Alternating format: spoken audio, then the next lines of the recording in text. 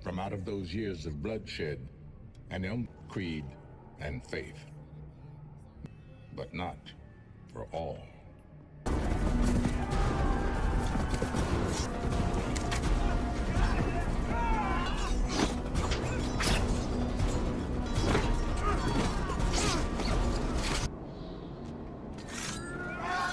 Halo guys, selamat datang kembali di channel Bro View Series. Masih bersama saya Stephen yang akan menjelaskan alur cerita filmnya. Kali ini saya akan menjelaskan alur cerita film yang berjudul Last Night. Film ini mengisahkan tentang seorang yang bernama Raiden. Dia adalah seorang prajurit yang telah kalah dan memimpin pasukan kecil melawan penguasa brutal dan korup untuk membalas dendam atas kematian tuannya. Seperti apakah kisahnya? Langsung saja sebelum masuk ke ceritanya, seperti biasa siapkan apa? Ya tentunya Kopai dan Udbray untuk menemani kalian dalam menonton alur cerita film ini. Dan sekarang kita masuk intro.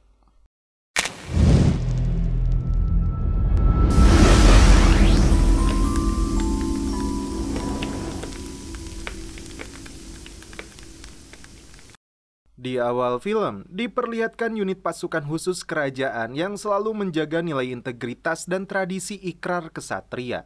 Nama pasukan ini adalah Seven Rank dan komandannya adalah Raiden yang sangat disegani oleh anak buahnya.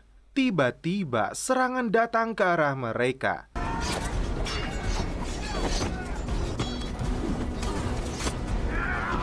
Seven Rank berhasil membabat habis para pemberontak ini. Raiden memberi kesempatan kepada mereka untuk meletakkan senjatanya. Namun ini yang terjadi.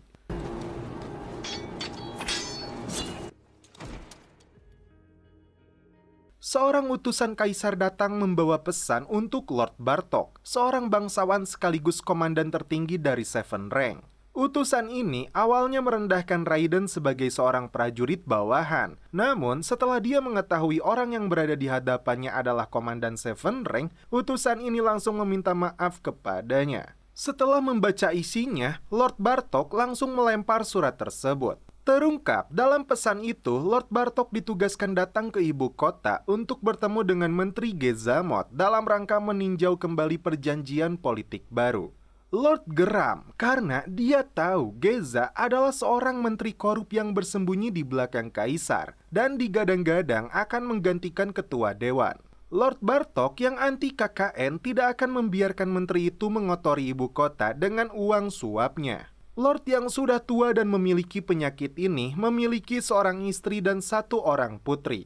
Meskipun Raiden adalah anak buahnya, namun dia sudah dianggap seperti putranya sendiri. Raiden kemudian menugaskan Letnan Kotes untuk mempersiapkan pasukan dalam misi mengawal tuan mereka menuju ibu kota. Sebelum menjalankan tugasnya, Raiden pulang terlebih dulu untuk bertemu istrinya dan setelah itu mereka pun celepot. Malam itu, Raiden tidak bisa tidur. Pikirannya terganggu dengan masalah besar yang bisa terjadi di ibu kota. Tiba-tiba, Lord Bartok datang mengajak Raiden mengunjungi makam leluhurnya. Provinsi ini secara turun-temurun dijaga dan dilindungi oleh kakek dan ayahnya. Lord yang kini sudah tua tidak memiliki ahli waris. Putra satu-satunya lebih dulu meninggalkannya. Kala itu, Raiden muda yang berjiwa hampa dan kecanduan minuman tumbuh menjadi pribadi yang memiliki idealisme setelah Lord mendidik. Pedang kebesaran Lord Bartok diberikan kepada Raiden sebagai simbol pewaris kekuasaan di wilayahnya ini meskipun mereka berdua tidak ada hubungan darah. Esok hari, Lord Bartok dan seluruh pasukan Seven Rank yang akan mengawal perjalanannya menuju ibu kota siap berangkat. Sebuah kotak yang belum jelas apa isinya akan dihadiahkan untuk Menteri Gezamot. Seorang prajurit muda Seven Rank bernama Gabriel untuk pertama kalinya ikut dalam misi ini. Lord Bartok ditemani Raiden sampai di ibu kota dan bertemu langsung dengan Menteri Gezamot yang ditemani pengawal kepercayaannya bernama Ito. Kotak hadiah yang diberikan Lord langsung dibuka oleh Geza. Ekspektasi menteri ini dalam kotak itu berisi emas dan mutiara yang dipersembahkan untuknya agar proses perjanjian politik baru berjalan dengan lancar. Namun ternyata isinya hanya sebuah jubah biasa saja. Lord mengakui jubah itu dia pilih sendiri. Tentu saja menteri korup ini merasa terhina dengan hadiah yang diberikan oleh Bartok. Prinsip dan harga diri bagi seorang Lord Bartok jauh melebihi apapun. Menurutnya, suap tetaplah suap, meskipun itu dikemas secara halus. Secara terpisah, Komandan Raiden bertemu dengan Komandan Ito, sedangkan Menteri Geza melakukan pertemuan pribadi dengan Lord Bartok. Ito cukup terkejut dan kagum dengan pedang bangsawan milik Raiden yang dia dapatkan dari tuannya sendiri.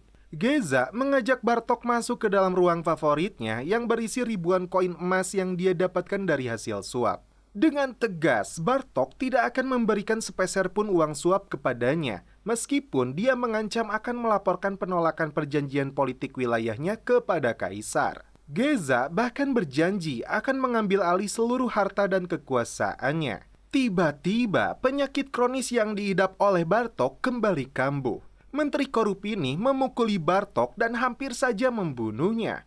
Bartok seketika meraih pedang dan ini yang terjadi.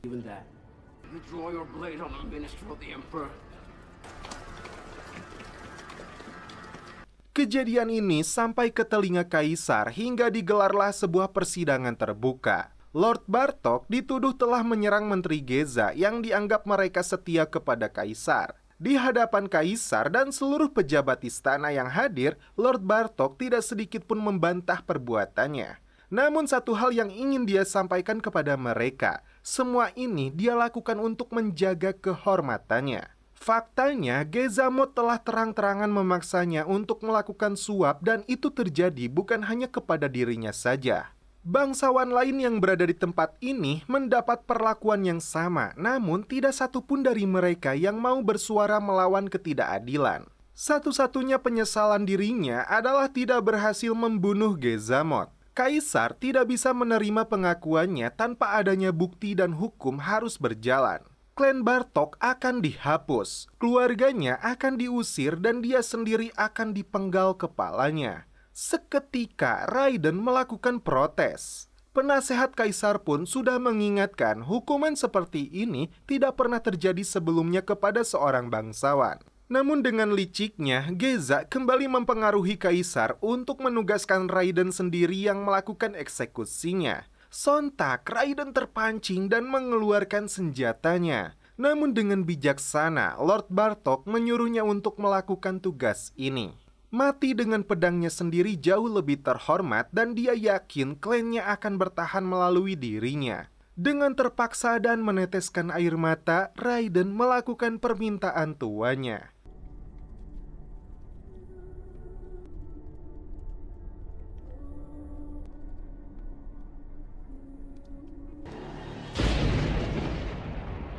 Setelah memenggal kepala Lord Bartok, di tengah guyuran hujan, mata merah Raiden menatap tajam kepada Geza, mengisyaratkan tidurnya tidak akan pernah nyenyak, makanya tidak akan pernah nikmat, dan suatu hari nanti dendamnya akan terbalaskan. Geza meminta persetujuan Kaisar untuk menangkap Raiden yang dituduh membahayakan dirinya. Namun, Kaisar menolak karena tidak ada alasan dan bukti. Penasehat Kaisar memintanya waspada terhadap menteri ini. Baginya, ambisi dan keserakahan Geza membawa keuntungan tersendiri. Hannah, istri dari Menteri Geza, rupanya anak dari seorang bangsawan bernama August, teman lama Lord Bartok. Dia mendapati wajah anaknya lebam dipukuli suaminya. Tanpa menaruh rasa hormat, Geza menyuruh bapak mertuanya mengirimkan 1000 pasukan untuk melindungi dirinya. Singkat cerita, Raiden dan pasukannya kembali ke kastil menyampaikan berita duka kepada istri dan anak Lord Bartok. Mereka berdua tidak bisa membendung lagi kesedihannya. Istri Bartok sempat menamparnya, namun putri Lord memilih untuk memeluk orang kepercayaan ayahnya ini. Karena kastil ini akan digusur, malam itu juga Raiden mengumpulkan seluruh pasukan dan membubarkan mereka semua untuk kembali ke kampung halamannya. Di bawah perintah Menteri Geza, pasukan kerajaan yang dipimpin Komandan Ito mengawasi proses penggusuran dan pembakaran kastil Lord Bartok. Anak buahnya yang tidak memiliki etika kepada istri mendiang Bartok dia habisi.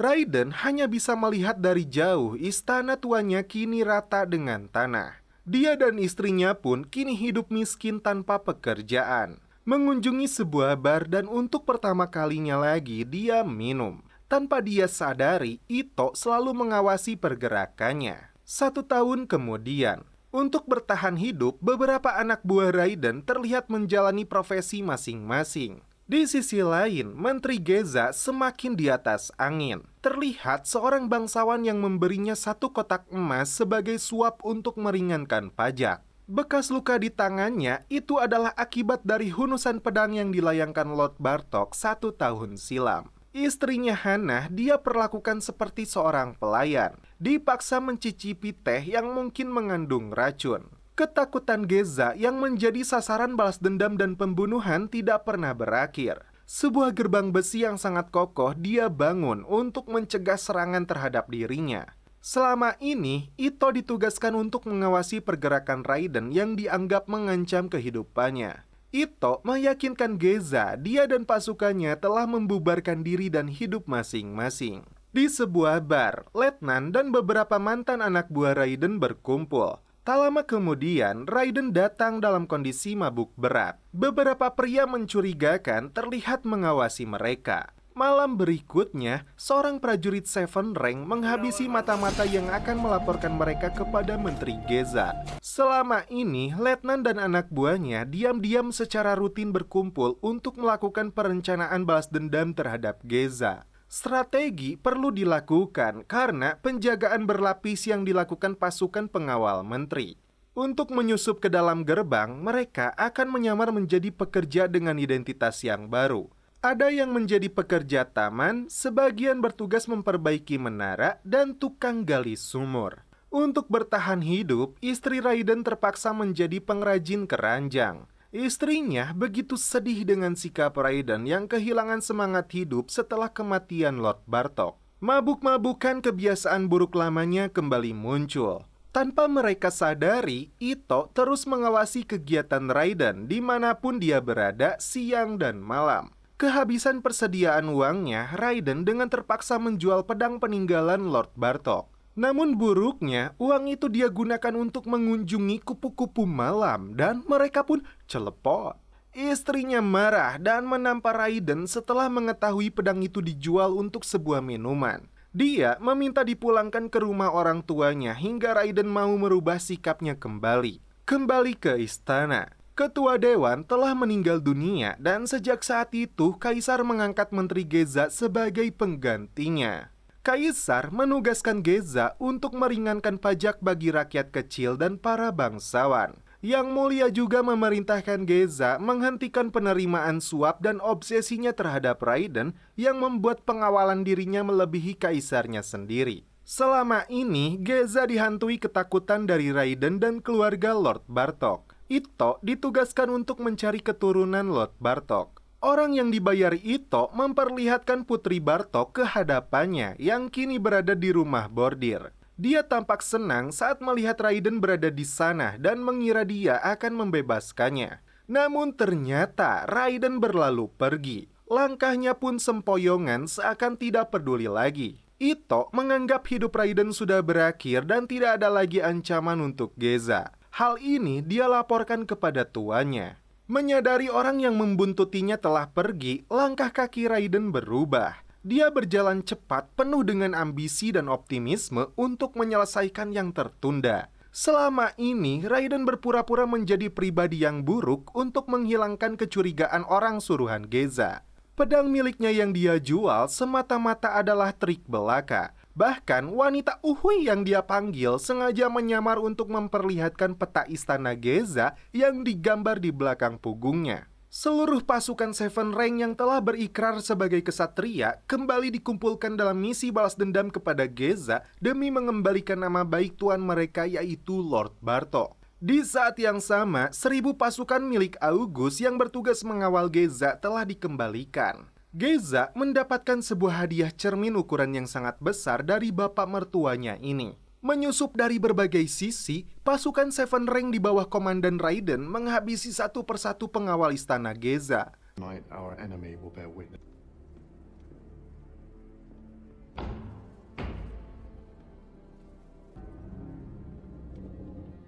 voice of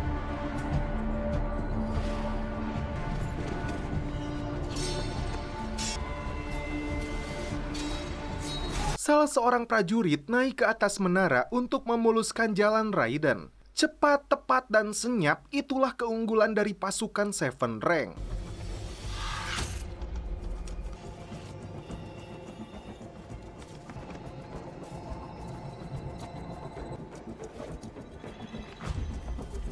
Sebuah jembatan yang menjadi pintu pertama menuju istana berhasil diambil alih.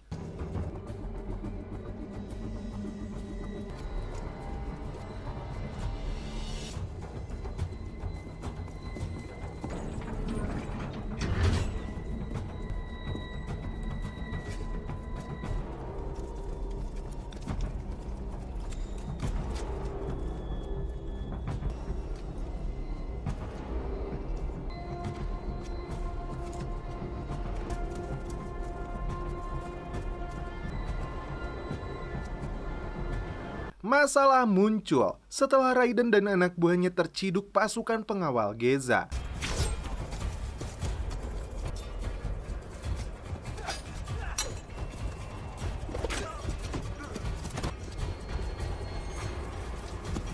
Setelah pertarungan yang cukup sengit, salah satunya berhasil lolos dan menyalakan gong alarm.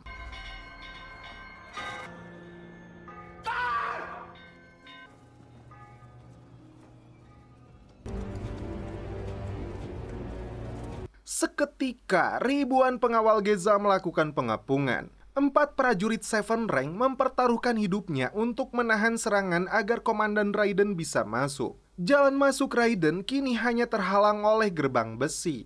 Terungkap, Raiden telah membuat kesepakatan dengan August. Dia meminta putrinya dibebaskan dan August akan membantu misinya membunuh menantu bejatnya. Cermin yang dihadiahkan kepada Geza ternyata berisi Gabriel. Dia bertugas untuk membuka gerbang besi. Beberapa prajurit Seven Rank gugur sebagai pahlawan.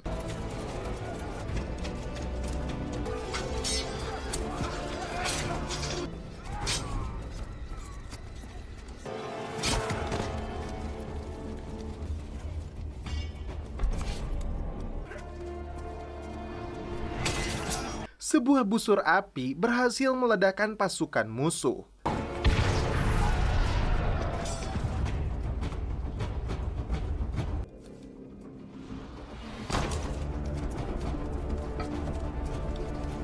Gabriel berhasil membuka gerbangnya, namun naas dia terkena hunusan pedang musuh.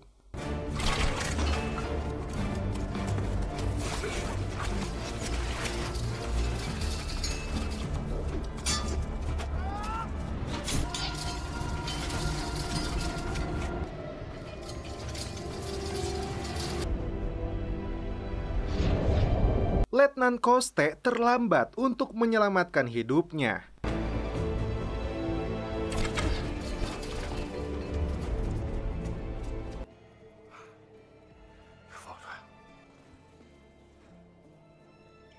Raiden dan pasukan Seven Rank terlibat pertempuran terakhir dengan Komandan Ito dan ratusan anak buahnya.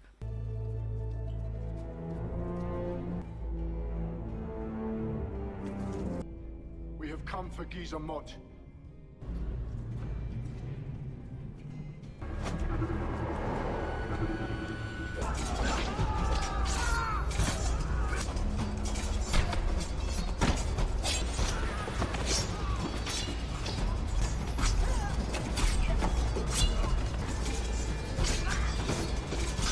Pertarungan sengit terjadi antara dua komandan ini.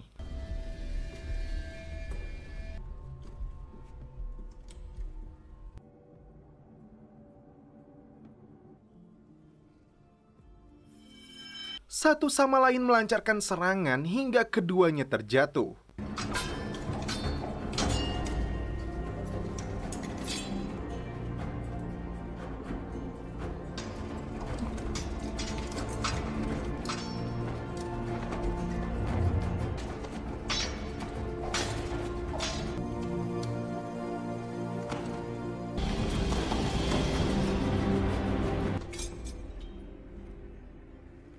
Di samping itu, Letnan Koste berhasil mengendalikan situasi. Dua komandan ini bangkit kembali.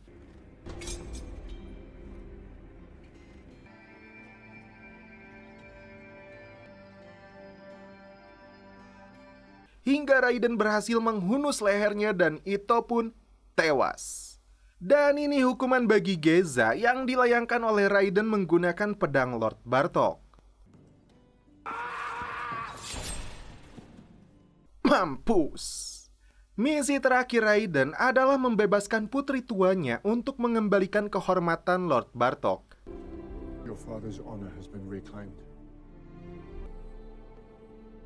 The Bartok name will never be... Kaisar mendapat saran dari August dan para penasehatnya bahwa Raiden dan pasukan Seven Ring-nya adalah pahlawan kerajaan ini yang menentang kezoliman. Raiden menyatakan siap dihukum mati atas kesalahannya, namun dia meminta seluruh pasukannya dibebaskan. Di akhir cerita, Raiden menemui Kaisar yang tidak mengeluarkan sepatah kata pun.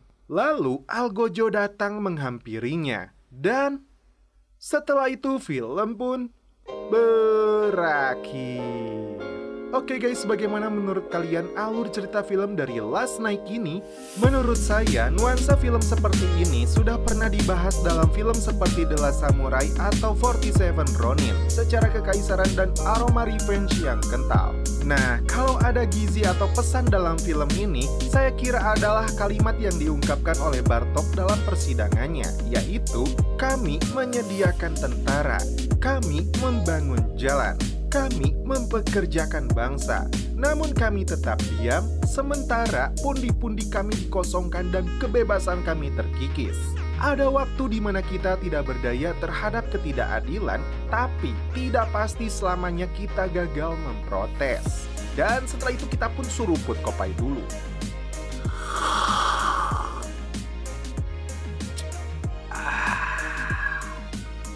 Madep. Oke guys, cukup sekian alur cerita film ini. Salam penutup seperti biasa dari kami. Mohon maaf bila ada kata-kata yang kurang berkenan di hati kalian. Mohon dimaafkan ya. Salam perfilman duniawi. Keep enjoy.